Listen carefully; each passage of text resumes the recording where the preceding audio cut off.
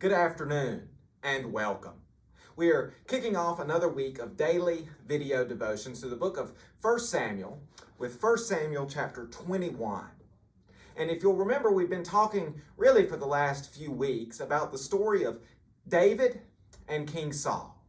And if you'll remember, a few weeks ago we talked about how King Saul wasn't exactly obedient and entirely faithful to God, so God rejected him as king over Israel.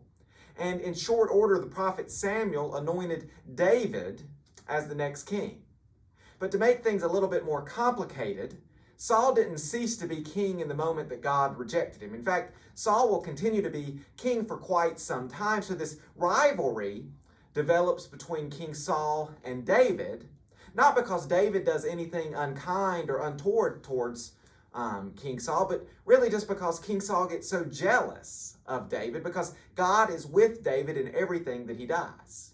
And here in chapter 21, we meet David as he's on the run from King Saul because once again, King Saul is trying to kill David.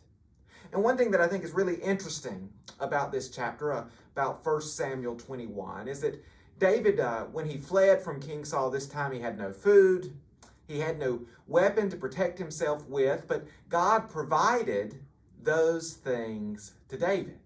And see, one thing that I find remarkable about David time and time again in 1 and 2 Samuel is how faithful David was in God, the remarkable faith David had to trust in God's provision, in God's sovereignty over his life. David trusted that God would look out for him, and we get good examples of that in our story today.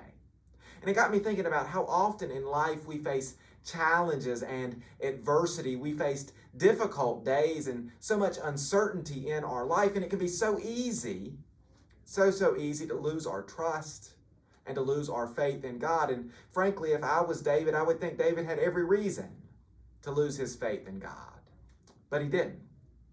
And see, David's story should remind us that even in the most uncertain of circumstances, even on our most difficult of days, God is with us. God loves us, and God provides. God provides for us. So I hope you find that encouraging today and in the days to come when you face difficulty, when you face challenges, when adversity comes your way. God is with you. God loves you, and God will always be faithful to you. I hope you have a wonderful rest of your day, and we'll see you tomorrow morning for 1 Samuel chapter 22.